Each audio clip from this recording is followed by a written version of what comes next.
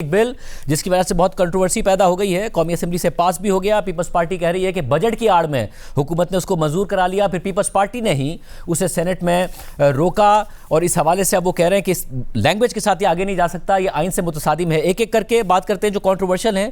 ایک تو 5 کروڑ کا معاملہ ہے کہ اگر کوئی شخص اپنی پراپرٹی نہیں دیتا یا خلاف ورزی ہوتی ہے، آبسٹرکٹ کرتا ہے، ڈیلے کرتا ہے گرانٹ کو، تو اس کے اوپر 5 کروڑ تک کا جرمانہ ہو سکتا ہے. کیا یہ کیسے ہو سکتا ہے؟ بسم اللہ الرحمن الرحیم. شاہزیب تھینک یو سو مچ، مجھے آپ نے موقع دیا اپنا موقف دینے کا. سب سے پہلے تو میں یہ کہنا چاہوں گی کہ یہ نیشنل اسمبلی سے جب بل پاس ہوا تو بالکل مشاورت کے ساتھ ہوا، بلکہ ہمارے بڑے سینئر آنریبل ممبر ہیں نوید قمر صاحب، انہوں نے امینڈمنٹس بھی پیش کی ہیں اور اس کے بعد ایک مشاورت سے پاس ہوا. اور سینٹ میں جب آیا تو سینٹ میں ایک پاسبلٹی تھی کہ اسی دن ٹیبل کر کے اس کو پاس کروایا جائے، بٹ ہماری کلیکٹیو وزڈم یہی تھی پیپلز پارٹی کے ساتھ بھی کہ بیرسٹر علی ظفر صاحب نے بھی جب اٹھ کے کہا کہ آپ اس کو کمیٹی میں لے جائیں، تو میں نے بھی یہی بہتر سمجھا کہ کمیٹی میں جائے، تھریش آؤٹ ہو. اور کیونکہ کلیکٹیو وزڈم ڈیموکریسی کی خوبصورتی ہے کہ اس کی جو سب کی جو ایک پبلک پرسپیکٹیو ہے وہ سامنے آئے. تو جب وہ آپ نے کہہ رہے کہ نوید قمر صاحب نے اس کی لینگویج کو اور تمام چیزوں کو اپروو کیا آپ کے ساتھ، اور پھر ووٹ دیا پیپلز پارٹی نے قومی اسمبلی میں اس کو. جی نیشنل اسمبلی میں جی ووٹ بھی دیا، اینڈ جو امینڈمنٹس تھی بلکہ وہ نوید قمر صاحب نے ریڈ آؤٹ کی. یہ تو that's on the record, and he presented the amendments, اور امینڈمنٹس کو پڑھا اور سب نے ووٹ کیا نیشنل اسمبلی میں. اسٹینڈنگ کمیٹی میں بھی پہلے نیشنل اسمبلی میں 5.5 مہینے پڑھا رہا، اور متعدد ڈیلیبریشنز کے بعد پھر law ministry everybody was a part of the dialogue, اور پھر یہ وہاں سے نکل کے سینٹ میں آیا. اینڈ دین سینٹ کے اندر جو ہے وہاں پہ بھی جب مجھے موقع دیا گیا تو میں نے بالکل اگری کیا کہ ہم اس کو جو ہے وہ لے کے جائیں اسٹینڈنگ کمیٹی میں. اور میری جو پیپلز پارٹی کی کولیگز ہیں ان کا بھی یہی مشورہ تھا، اور میں سمجھتی ہوں بالکل صحیح مشورہ تھا. تو پھر وہ اسٹینڈنگ کمیٹی میں جب گیا فردر تھریش آؤٹ ہوا. جی مگر شیرا صاحب، ان کے یہ سمجھنے سے پہلے اور ان کے یہ کہنے سے پہلے بطور منسٹر آپ کو خود کیوں نہیں لگا کہ یہ لینگویج ٹھیک نہیں ہے، یہ نہیں ہو سکتا، یہ آئین سے متصادم ہے کہ کوئی شخص اگر آپ کوئی کمپنی اس کے گھر پر جائے اور اس سے کہے کہ جی ہم آپ کے ہاں ٹاور لگانا چاہتے ہیں، تو وہ 15 دن بعد اس کو ریمائنڈر بھیجیں گے، 30 دن بعد معاملہ گورنمنٹ کی طرف چلا جائے گا اس والے نقطے پر آنے سے پہلے. مگر اگر وہ آبسٹرکٹ کرتا ہے تو 5 کروڑ کا جرمانہ اس پر لگا دیا جائے گا، اس کی پراپرٹی ہے. یہ آپ نے کیسے آگے بھیج دیا؟ نہیں، میں آپ کو اس میں تھوڑی سی کلیئرٹی دینا چاہتی ہوں. دیکھیں بات یہ ہے کہ دیر آر 3 طرح کے لینڈ اونرز ہیں. ایک پبلک ہے جو کہ گورنمنٹ ہے، وہاں پہ ہم نے رائٹ آف وے بالکل فری کیا اینڈ ویل سیلیبریٹڈ تھا اکراس انڈسٹری اینڈ پیپل.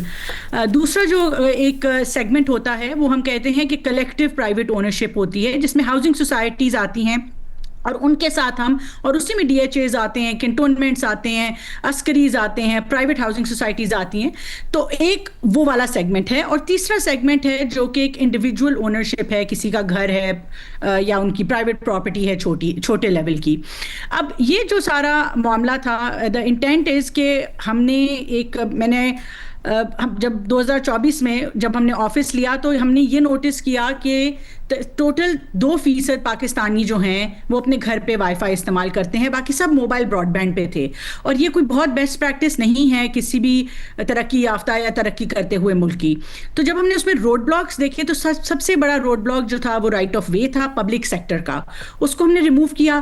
اس کے بعد ہمیں یہ روڈ بلاک آیا کہ جو پرائیویٹ سوسائٹیز ہیں اس کے اندر جو ہے وہ چیلنجز آتے ہیں اپروولس کے. لیکن میں آپ کے 5 کروڑ والے فائن پہ اب آتی ہوں. یہ تھوڑی سی اس کی بیک گراؤنڈ تھی کہ یہ بل کیوں لایا گیا. دیکھیں جو 5 کروڑ کا فائن ہے یہ اپ ٹو 50 ملین ہے. اور دوسری بات یہ ہے کہ یہ فائن اس طرح نہیں ہے کہ اگر میرے گھر کے کوئی ناک کریں اینڈ مجھے کوئی کہے کہ جی میں نے آپ کے گھر سے تار گزارنی ہے یا ٹاور نکالنا ہے، میں کہوں نہیں آپ نہیں کر سکتے اور میرے پہ فائن لگ جائے. یہ ایسے نہیں ہے. فائن وہاں سے سٹارٹ ہوتا ہے جہاں پہ لافل کانٹریکٹ ہو گیا ہے ود میوچل کنسینٹ، اور اس لافل کانٹریکٹ کے بعد جو ہے کسی بھی قسم کی آبسٹرکشن آ رہی ہے. یا میں آپ کو اس کا اگزامپل دیتی ہوں کہ میرے بیچ میں اور کسی اور کے ایک کمپنی کے بیچ میں ایک اگریمنٹ ہوتا ہے، اور وہ اپنی کروڑوں روپے کی انویسٹمنٹ کر کے میری پراپرٹی کے اوپر ایک ٹاور لگاتے ہیں، اور ہم میوچلی اگری کرتے ہیں کہ ہم اس کا لیٹ سے 10 लाख रुपया किराया होगा इसका महीने का। अब हमने उसको म्यूचुअली अग्री कर लिया, एक कॉन्ट्रैक्ट साइन हो गया, एक सर्टन नंबर ऑफ ईयर्स के लिए हो गया। अब 3 साल बाद मुझे ख्याल आ जाए कि जी नहीं, ये 10 लाख नहीं, ये तो 50 लाख होना चाहिए। इस केस के अंदर जो है वो एक क्लॉज इसलिए रखा गया ताकि इस तरह के अनलॉफुल ऑब्स्ट्रक्शंस को और वायलेशन ऑफ कॉन्ट्रैक्ट को जो है वो डिटर किया जाए। सो इसका ये मतलब नहीं है कि, और ये बात लिखी होनी चाहिए थी ना बिल में, क्योंकि बिल में ऐसा नहीं लिखा हुआ। बिल में जब 27B में ये लिखा हुआ है कि अगर कोई ऑब्स्ट्रक्ट करे या डिले करे ग्रांट ऑफ राइट को, अंडर 27 है, और 27A में लिखा हुआ है कि किस तरीके से जितनी भी पार्टीज हैं, चाहे वो प्राइवेट ओनर हो या फिर सोसाइटी हो या फिर पब्लिक प्रॉपर्टी हो, उसके ऊपर क्या प्रोसीजर होगा कि जिसके तहत उन्हें परमिशन देनी है। तो ये लिखा नहीं हुआ है, या तो आपको लैंग्वेज बदलनी पड़ेगी या फिर लैंग्वेज होनी नहीं चाहिए थी इधर, क्योंकि इससे तो ऐसा ही लग रहा है कि उसको 5 करोड़ तक का जुर्माना भुगतना पड़ेगा। Let me at the outside से कि लॉ और पॉलिसी एंड डिलिब्रेशन का मकसद यही होता है कि जहाँ पे अगर लैंग्वेज में कंफ्यूजन है उसको क्लियर किया जाए, और इसमें कोई इबाम नहीं है, कोई हमें रिजर्वेशन भी नहीं है। हम बिल्कुल चेंज भी करेंगे जहाँ पे क्लैरिटी की ज़रूरत है। बट मैं आपको इंटेंट ज़रा थोड़ा सा फिर से क्लियर करती हूँ कि अगर मेरे पास कोई आता है तो उसके बाद हम एक म्यूचुअल अग्रीमेंट करते हैं। अगर हमारा म्यूचुअल अग्रीमेंट नहीं होता तो उसके बाद एक अप्रोप्रिएट गवर्नमेंट का दिया गया और उसको डिफाइन किया गया कि हम एक गवर्नमेंट के पास जो है वो कंपनी लेट सपोज जाती है कि मुझे यहाँ पे राइट ऑफ वे रिक्वायर्ड है, वो मुझे बुलाएंगे। अब देखें, जो गवर्नमेंट की एंटिटी है वो कभी भी जो प्राइवेट प्रॉपर्टी का लॉ है, गवर्नमेंट या लॉ है, या जो कॉन्स्टिट्यूशनल राइट्स इंश्राइंड हैं सिटीजन्स के, वो अप्रोप्रिएट गवर्नमेंट कभी भी उनको बाईपास नहीं कर सकती। ऐसा नहीं है कि कोई मेरा दरवाज़ा तोड़ के तो आके टावर लगा सकता है या खुदाई शुरू कर सकता है। उन तमाम लॉज को, मेरे कॉन्स्टिट्यूशनल राइट्स को देखते हुए अगर वो ये फैसला, जो भी फैसला सामने आता है, वो दोनों पार्टीज अग्री करती हैं। फिर भी ये जो इस वक्त जो लैंग्वेज है वो ये है कि अगर कोई फॉर एग्जांपल मेरे घर पर आता है और वो कहता है कि वो टावर लगाना चाहते हैं, फिर 15 दिन बाद वो मुझे रिमाइंडर भेजते हैं और उसके बाद वो किसी गवर्नमेंट अथॉरिटी के पास चले जाएंगे और गवर्नमेंट अथॉरिटी जो है अप्रोप्रिएट गवर्नमेंट वो रेजोल्यूशन इसका करेगी। अब मसला है ना इसमें कि एक इंडिविजुअल है, मेरा घर है, मैंने मना कर दिया तो मना कर दिया, अब मैं गवर्नमेंट के दफातर के चक्कर लगाता रहूं कि फिर गवर्नमेंट फैसला करेगी और गवर्नमेंट उस कंपनी के हक में फैसला कर दे, जो कि बड़ा मुमकिन है। जिस तरीके से गवर्नमेंट इदारे चलते हैं, आपको पता है किसका इन्फ्लुएंस कहां काम करता है, फिर मैं अदालतों के चक्कर लगाता रहूं। I agree. देखिए, मैं ये वाली जो बात है, जहाँ तक तो अंडरग्राउंड फाइबर की बात थी, वहाँ पे बहुत ज़्यादा लोगों को कोई इतना इशू नहीं था, क्योंकि उसमें बड़ा क्लियरली लिखा गया कि जिस तरह से ये कैरी आउट होगा पूरा फंक्शन, वो म्यूचुअली अग्री होगा। और जब एक दफ़ा अंडरग्राउंड केबल डल जाएगी तो उसके बाद उसको ओरिजिनल स्टेट में, ये लॉ स्टेट करता है कि उनका घर, उसकी प्रॉपर्टी ओरिजिनल स्टेट में वापस होगी और कोई परमानेंट डैमेज टू प्रॉपर्टी नहीं होगा। जहाँ तक शाहजेब, आई हैव टू से एंड कि जहाँ तक ओवरग्राउंड इंफ्रास्ट्रक्चर की बात है और इसके अंदर जो आप कंफ्यूजन बयान कर रहे हैं, हम इसको इसीलिए, ये लाइक आई सेड बिफोर, कि जो कलेक्टिव विजडम है उसमें ये चीज़ हमारे सामने बिल्कुल आई है। और जो ओवरग्राउंड हमारी इंस्टॉलेशंस हैं टेलीकॉम इंफ्रास्ट्रक्चर की, उसके लिए ये जो वर्डिंग्स के अंदर क्लैरिटी की ज़रूरत है वो हम डेफिनेटली लेके आएंगे।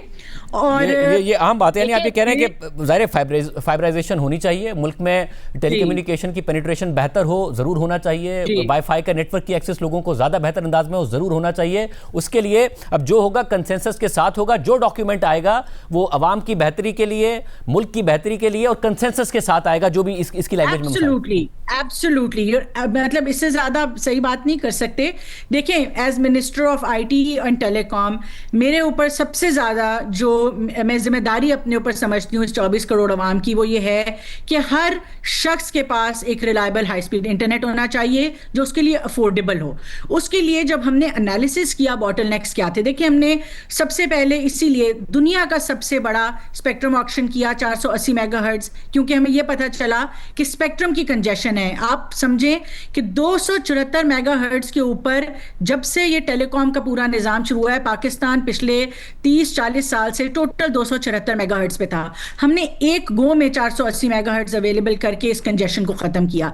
फिर हमें पता चला कि हमारी submarine cables end of life पे आ रही हैं। हमने 1.5 साल में 3 सबमरीन केबल्स लैंड करवाई। ये अनसर्टेनिटी जियोपॉलिटिक्स में ना होती तो 2 लाइट अप हो चुकी होती, वो इंशाल्लाह हो जाएंगी। तीसरा, हमें पता चला कि फाइबर ही नहीं है मुल्क के अंदर। Total total 3 million house passes नहीं थे। देखें इतना बड़ा मुल्क है, 24 करोड़ अवाम है, हम तो फॉर ग्रांटेड लेते हैं हमारे घर में वाईफाई आता है, दफ्तर जाते हैं वाईफाई आता है, मगर सिर्फ 30 लाख इंडस्ट्री मिला के जो है वो हाउस होल्ड्स के पास फाइबर आता है। बाकी 98% हमारी 98% आबादी जो है वो मोबाइल ब्रॉडबैंड इस्तेमाल करती है। टावर्स हमारे टोटल 14% फाइबराइज थे, हमने 2 साल में उसको 19% के ऊपर लेके गए, हमने 60% पे लेके जाना है।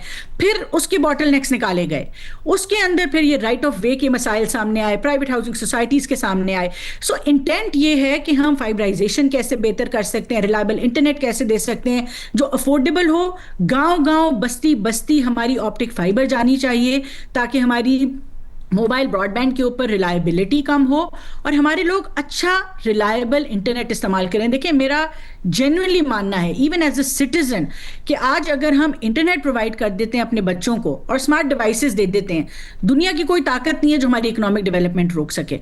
उसके बाद हमें किसी चीज़ में बहुत ज़्यादा इन्वेस्ट करने की जरूरत नहीं है, तालीम सेहत सब comes to their door step.